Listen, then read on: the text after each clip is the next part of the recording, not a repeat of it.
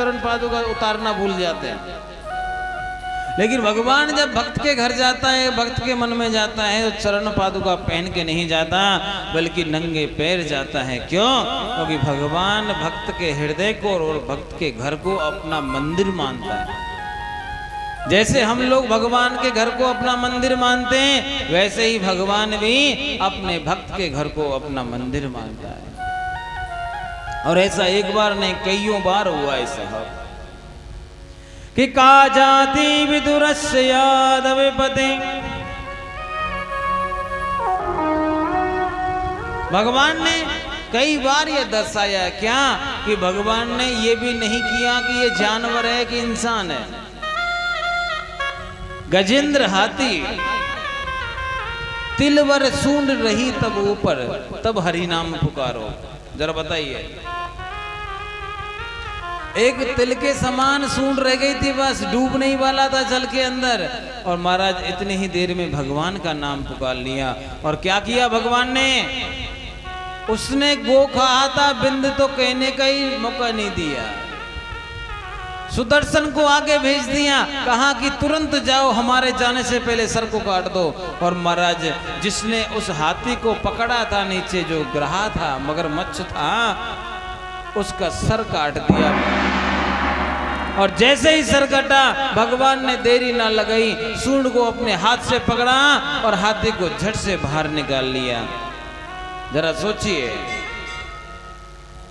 भगवान कभी भी देर नहीं करते, हम लोग देर करते हैं। क्या देर करते हैं? हम लोग सोचते हैं कि महाराज हमारे बराबर दुनिया में कोई दूसरा नहीं है, हम अपनी सुरक्षा खुद कर सकते हैं, हमें अपना जीवन खुद जी सकते हैं। हमारी ऐसी हालत हो चुकी है इस समय, जैसे कुत्ता होता है, कुत्ता तो जानते ही हो ना, जो श्वान है वहां अपने आप को सोचता है कि महाराज हमसे बड़ा दुनिया में अब कोई नहीं है। कब? जब वो एक रेलगाड़ी के नीचे चलता है तब। एक बहुत सुंदर कुत्ता पटरियों के बीच से निकलने लगा, अब थोड़ी दूर पर चला तो वहां वो बैठ गया, सोचने लगा बहुत देर हो गई। इतनी ही देर में रेलगाड़ी आई और उसके ऊपर वहीं जाकर के रुकी। अब महाराज कुत्ता ने सोचा बहुत देर हो गई तो चल लेना चाहिए यहाँ से। अब उसका चलना हुआ, रेलगाड़ी का भी चलना हो गया। अब उसको एक भ्रम हो गया, क्या? देखो तो सही, मैं इतनी बड़ी रेलगाड़ी को चला रहा हूं। क्या? मैं इतनी बड़ी रेलगाड़ी को चला रहा हूं।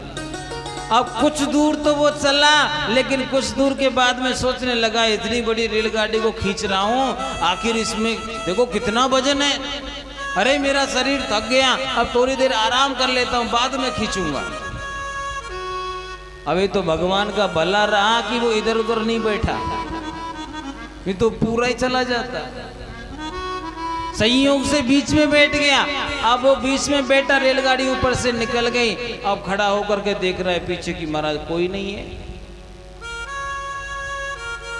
उसने सोचा था कि महाराज गाड़ी हमारे ऊपर चल रही है, लेकिन उसको ये जानकारी नहीं थी गाड़ी चलाने वाला कोई और ही है। यही कहानी हमारी की है। क्या?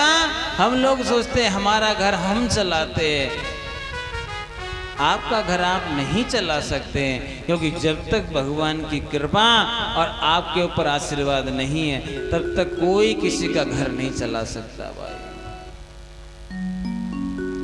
जिस दिन ठाकुर जी अपना संपर्क आपसे काट लेंगे, उस दिन महाराज आप और हम किसी लायक नहीं रहेंगे। जरा सोचिए, भगवान सोचे कि महाराज तुम अपना ठीक है मानते हैं, भगवान अपनी शक्ति अपनी आंखों से निकाल लें तो क्या होगा? जो ये दुनिया रंगीन दिखाई देती है ना, ये सब ब्लैक एंड व्हाइट हो जाएगी। और नहीं है तो बता देते हैं, महाराज बुढ़ापे में आकर के भगवान कहता है कि बेटा अब बहुत तुमने चलचित्र देख लिए, खूब टेलीविजन देखा, खूब मूवियां देखी, अनेक अनेक प्रकार के देखे, अब बाहर देखना बंद करो, अंदर देखो। तो भगवान पता है क्या करता है? व्यक्ति की रोशनी को खींच लेता है। लेकिन इंसान कितना महाराज ऐसा जुड़ गया है संसार से, ऐसा माया में फंसा है क्या कि भगवान नहीं दिखाई देता। कहता है कि बाबा तुम खींच लो, हम भी तुम्हारे गुरु हैं। क्या डॉक्टर के पास में जाएंगे, महाराज जी कुछ ऐसी मशीन फिट करो कि पहले के जैसा दिखाई दे दे। डॉक्टर कहता है मोतियाबंद का ऑपरेशन करना है आपका। अरे आप मोतियाबंद का ऑपरेशन करो, चश्मा लगाओ, लेंस लगाओ, कुछ भी लगा दो, लेकिन हमको ठीक कर दो। मेरे भाई बहन ये संकेत है ठाकुर जी के। यदि आपकी उम्र 50 से ऊपर जा रही है और आपको रोशनी कम हो रहा है तो सोच लेना चाहिए कि भगवान कह रहा है कि बेटा अब अंदर देखना प्रारंभ करो। तो फिर आंखें बंद करो और अंदर झांको अपने। कहीं ना कहीं वो बंसी बजाता हुआ आपके अंदर दिखाई दे जाएगा। लेकिन कब देगा? जब झांकने की कोशिश करोगे। अब कोशिश ही नहीं करोगे तो महाराज क्या देगा?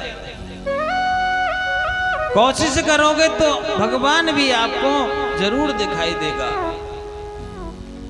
लेकिन हम कोशिश नहीं करते। हम तो सोचते कि महाराज भगवान आए, हमसे कहो भैया क्या बात है आजकल बड़े, तो हम आते आते महाराज उनसे एक ही बात कहते हैं, क्या कि महाराज कुछ हो या ना हो हमको इतना धन दे जाओ जिससे कि हम सुखी रह जाए। अब बाबरे आदमी को कौन समझाए, धन से कोई सुखी हुआ है आज तक? हा? धन से दुनिया में कोई सुखी नहीं हो सकता। पैसा कितना भी आ जाए सुखी नहीं होगा इंसान, क्योंकि पैसा खाया नहीं जाता। पैसा केवल दिखा सकते हो, खा नहीं सकते साहब। खाने के लिए तो वही भोजन चाहिए। और भाई शरीर को बचाने के लिए फिर भी आप पकवान बना के खा सकते हो, लेकिन आत्मा को बचाने के लिए क्या खाओगे? आत्मा का तो महाराज यही भोजन है जो आप अभी कर रहे हो, जो अभी कर रहे हो ना बैठ के, यही भोजन है और कोई दूसरा भोजन नहीं है। और ये भोजन एक बार जिसने कर लिया उसको फिर किसी दूसरे भोजन की जरूरत नहीं होती है भाई। और ये नहीं सोचता कि मुझे 4 पकवान चाहिए कि 8 पकवान चाहिए। उसको महाराज जो मिल जाएगा वो खा कर कहेगा कि भगवान की कृपा थी आज मेरा पेट भर गया। वो ये नहीं कहेगा कि महाराज मुझे 56 भोग की आवश्यकता है। जरा सोचिए, भगवान ने एक जगह तो ऐसा था कि केले के छिलके खा लिए थे। पता है क्यों? क्योंकि उस व्यक्ति ने पहले वो भोजन किया था जिस भोजन को करके भगवान को खुश कर दिया। किसका भोजन? भगवान का नाम का भोजन, भगवान की कथा का भोजन, भगवान से प्रेम किया उसका भोजन। भगवान की भक्ति को मानो अंदर बिठा के रख लिया और भगवान की भक्ति के लिए सब कुछ त्याग दिया। कौन?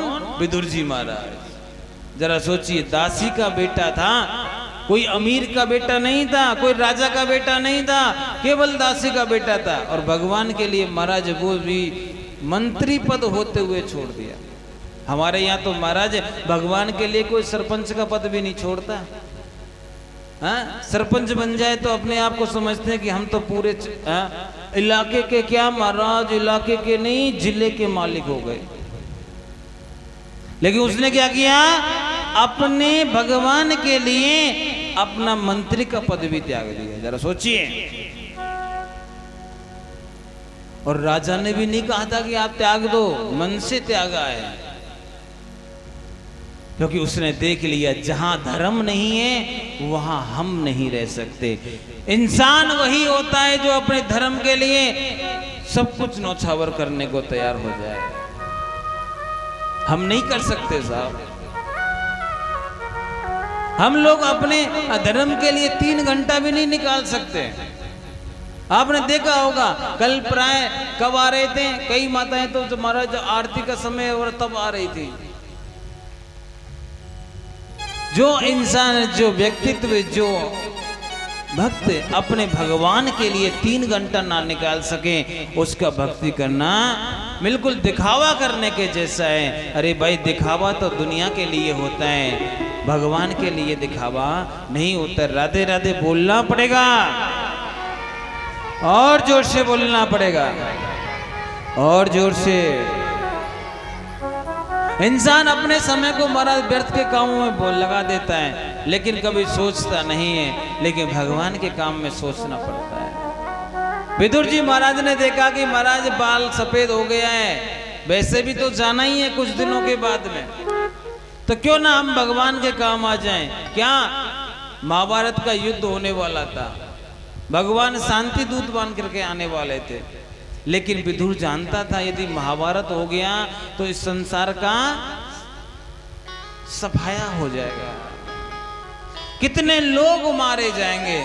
तो उन्होंने सोचा क्यों ना धृतराष्ट्र को समझाना चाहिए, शायद वो मान जाएं। तो महाराज विदुर जी महाराज धृतराष्ट्र को समझाने गए, कहने लगे कि मैं आपके भाई होने के नाते नहीं, क्योंकि एक रिश्ते से विदुर जी महाराज धृतराष्ट्र के भाई भी लगते हैं, लेकिन दासी के बेटा हैं। तो उन्होंने कहा मैं एक मंत्री होने के नाते नहीं, एक भाई होने के नाते नहीं, एक नागरिक होने के नाते से कहता हूं, आप जो कार्य कर रहे हो वो ठीक नहीं है। आप यदि पांडवों को निर्बल जानते हो, वो निर्बल नहीं है, आपकी इज्जत करते हैं। इसलिए आप ये जो कार्य महाभारत का करने वाले हो, इसमें बिल्कुल आपका भला नहीं है। इसमें कितने लोगों का बहुत सफाया हो जाएगा, कितने बच्चों के सर से महाराज बाप का साया छूट जाएगा, कितनी माताएं महाराज विधवा हो जाएंगी, कितने माओं के लाल चले जाएंगे। आप त्याग दीजिए। मैं तो कहता हूं एक व्यक्ति को त्यागने से यदि गांव सुखी हो जाता हो, उस व्यक्ति को त्याग देना चाहिए मेरे भाई। इतना कह ही रहे थे तो महाराज क्या हुआ, वहां पर दुर्योधन आ गया। दुर्योधन तो बहुत कहते ना, मूर्ख और संघ दो ऐसे ही हैं कि जो उनमें फूंक देगा तुरंत बच जाते हैं। दुर्योधन महाराज मूर्ख आदमी था, इतना बड़ा राजा का बेटा होकर के भी अपनी मृत्यु खुद बुलाई उसने।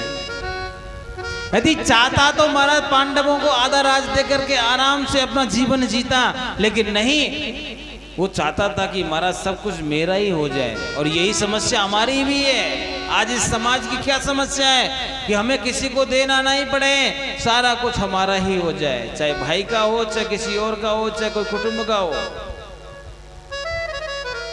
आपके यहाँ तो फिर भी समस्याएं थोड़ी कम है, लेकिन महाराज शहरों में जाकर के देखिए, व्यक्ति का इतना बड़ा पेट हो गया कि सरकारी जमीनों को भी नहीं छोड़ जाते, उन पर भी कब्जा कर लेते। दुर्योधन ने कहा आपको मैंने मंत्री पद दिलाया, मेरी कृपा से आप इस सभा में बैठते हो और मेरे खिलाफ मेरे पिताजी को भड़का रहे हो। आपको यहाँ रहना नहीं चाहिए। मैं कहता हूँ आप यहाँ से चले जाइए। यदि आप आगे से हमको यहाँ दिखाई दें तो फिर हम आपको जो दंड देंगे वो आज तक किसी को नहीं दिया। विदुर कहने लगा, अरे दुर्योधन, मेरा ऐसा मन ही था कि तुम्हारे पिताजी को या तुमको मैं कष्ट दूं। नहीं, मैं तो समझा रहा था, क्योंकि पहले समझ जाएं तो अच्छा है, क्योंकि उसके बाद तो जो होना है वो विधि का लेख है। उन्होंने कहा कि ठीक है, हम देख लेंगे, आप यहाँ से जाइए, आज के बाद इधर मत आना। और मारा उसी दिन से विदुर जी ने कभी राजमहल की तरफ मुख नहीं किया। कैसे? अपना परिवार को साथ में लेकर के, अपनी पत्नी साथ में लेकर के महाराज और जंगल में चले गए। और वहीं एक बहुत सुंदर वन था, केले का वन। किसका वन? केले का वन। केले के वन में रहने लगे। खाने पीने का भी कोई दिक्कत नहीं हुआ। क्यों? केला हर संभव से मिल जाता है। और महाराज भोजन यदि नहीं मिले तो भी चलता है, तो केला जो होता है ना, एक केला एक रोटी के बराबर काम करता है। वहीं भगवान का भजन करते, केला खा के अपना जीवन यापन करते हैं। कभी कुछ फल खा लेते, कभी कुछ फल खा लेते हैं। मेरे भाई बहने, कभी उन्होंने भगवान के नाम को नहीं त्यागा। और इसी कारण था कि जब भगवान शांति दूत बन करके आए, विदुर जी को पता लगा कि आज मेरा कन्हैया द्वारकाधीश आ रहा है, इतना खुश हुआ, कहने लगा विदुरानी देखो तो सही, आज हमारा द्वारकाधीश आ रहा है। कौन आ रहा है? कौन आ रहा है? क्या आप लोग खुश हुए थे? कौन कौन खुश हुआ था कि हमारा कन्हैया हमारे गांव में आ रहा है? देखो सारे खुश हुए थे, तो फिर इतना समय कैसे लगा था? बताया नहीं, अंगूठे का निशान बहुत भयंकर होता है।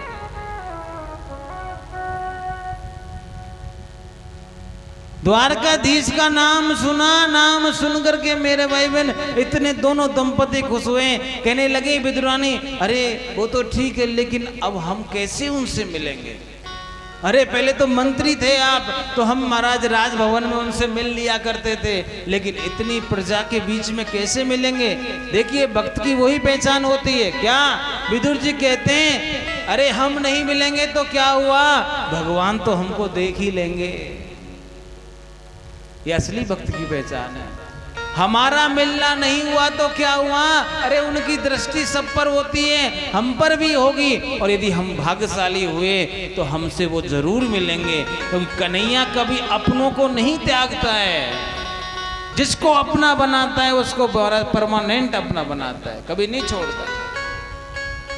और महाराज ऐसा ही हुआ, जब द्वारकाधीश शांति दूत बन करके आए, दुर्योधन ने इतना विशाल महाराज कपटपूर्ण मैत्री का वो दिखाया।